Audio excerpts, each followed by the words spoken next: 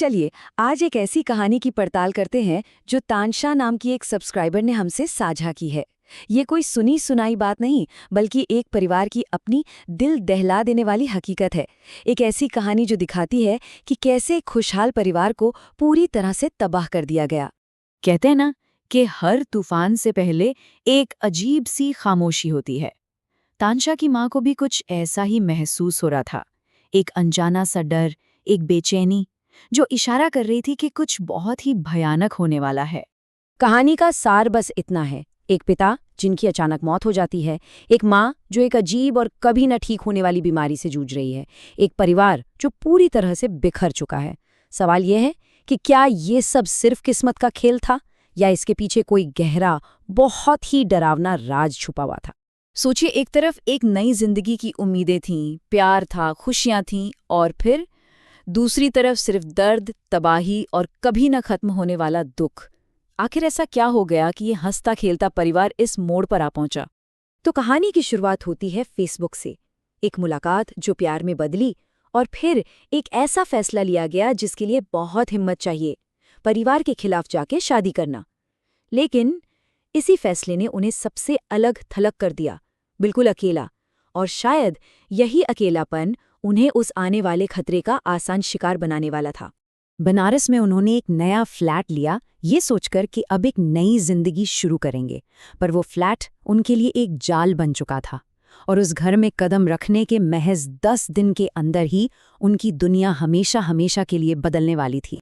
डर की पहली आहट तब हुई जब तानशा के पिता को ये अजीब सा एहसास हुआ कि उस घर की दीवारों के पार भी कोई है जो उन्हें हर पल देख रहा है, उनकी हर बात सुन रहा है। और फिर एक रात बालकनी के गेट पर किसी ने जोर से दस्तक दी। आधी रात का वक्त, एक सुनसान सा फ्लैट, बाहर भला कौन हो सकता था? उन्होंने हिम्मत करके जैसे ही दरवाजा खोला, सामने कोई नहीं था। बस बर्फीली हवा का एक ऐसा ताकतवर झोंका आया जिसने उन्हें धक्का देकर पीछे गिरा दिया। ये कोई मामूली हवा नहीं थी, ये कुछ और था। वो ठंडी हवा का झोंका सीधा तानशा की माँ के शरीर में समा गया, और अगले ही पल वो बिस्तर पर बिल्कुल सीधी खड़ी हो गईं। उनकी आंखें एकदम खाली थीं, और उनका सिर दीवार पर किसी ऐसी चीज का पीछा कर रहा था जो किसी और को नजर नहीं आ रही थी। ये पहला सबूत था कि वो अब अकेली नहीं थीं। वो रात तो उस खौफनाक सफर की बस एक शुरुआत थी।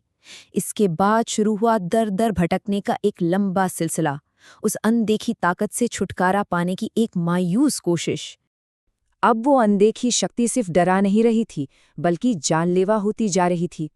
एक रात जब वो बाइक पर जा रहे थे तो अचानक माँ की आवाज़ एक डरावनी मर्दाना आवाज़ में बदल गई, और उन्होंने पीछे से अपने ही पति का गला घोंटने की कोशिश की। उनका ये संघर्ष महीनों तक चलता रहा। वाराणसी से लेकर दिल्ली तक हर मंदिर, हर दरगाह पर गए।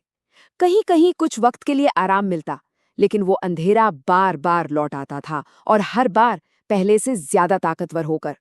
फिर हजरत निजामुद्दीन दरगाह पर उन्हें एक जवाब मिला, एक ऐसा जवाब जो किसी के भी होश उड़ा दे। वहां के पीर बाबा ने बताया कि माँ के शरीर में कोई एक नहीं बल्कि 6 अलग अलग आत्माएं थीं। तो इन आत्माओं का राज क्या था? वो जुड़ा था बनारस के उसी फ्लैट से। बाबा ने बताया कि वो बिल्डिंग एक पुरानी शमशान भूमि पर बनी थी, और उसे बनाते हुए कई मजदूरों की मौत भी हो गई थी। उन्होंने साफ साफ चेतावनी दी, उस फ्लैट को हमेशा के लिए छोड़ दो। कहानी में अब एक बहुत बड़ा मोड़ आता है। परिवार ने सोचा कि वो प्रेतबाधित घर छोड़ देंगे तो शायद सब ठीक हो जाएगा। लेकिन क्या असली दुश्मन वो आत्माएं थीं, या कोई और जो उनके बहुत ही करीब था? चलिए अब कहानी के उस हिस्से पर चलते हैं जहां सबसे दर्दनाक और चौंकाने वाला सच सामने आने वाला था। उन्होंने वो मनहूस फ्लैट तो छोड़ दिया, पर वो साया दिल्ली तक उनके पीछे पीछे आ गया। माँ की हालत दिन ब दिन बिगड़ती जा रही थी, और फिर एक दिन जनवरी 2022 में पिता की नींद में ही अचानक मौत हो गई। ये अब कोई इत्तेफाक नहीं हो सकता था। और आखिर में एक और बाबा ने उस सच से पर्दा उठाया जिसकी किसी ने कल्पना भी नहीं की थी। ये कोई भूत प्रेत का मामला नहीं था, ये एक सोची समझी साजिश थी, एक काला जादू जिसे करने वाला कोई और नहीं बल्कि तानशा की अपनी मौसी थी। और इस भयानक काम के पीछे की वजह कोई अलौकिक कारण नहीं, बल्कि एक बहुत ही जानी पहचानी इंसानी भावना, जलन। कहा जाता है कि मौसी को अपनी ही बहन का सुखी और खुशहाल परिवार देखा नहीं जा रहा था और उसे बर्बाद करने के लिए वो इस हद तक चली गई। सच तो सामने आ गया, लेकिन परिवार की मुश्किलें खत्म नहीं हुई। वो अभिशाप आज भी उनका पीछा कर रहा है, बस एक नए रूप में। खुद को बचाने के लिए परिवार अब एक नए किराए के घर में रहता है। उन्हें अपनी सुरक्षा के लिए कुछ ताबीज़ दिए गए हैं। माँ की सेहत में धीरे धीरे सुधार तो हो रहा है, लेकिन वो जानते हैं कि दुश्मन अभी भी बाहर है और ये लड़ाई अभी तक खत्म नहीं हुई है। आज भी उनके नए घर के दरवाजे के बाहर कभी सिंदूर, कभी चावल तो कभी काले धागे जैसी चीजें मिलती हैं। ये एक लगातार याद दिलाता है कि हमलावर आज भी उन पर नजर रखे हुए हैं। परिवार को शक है कि अब उनकी मौसी इस काम में अकेली नहीं है।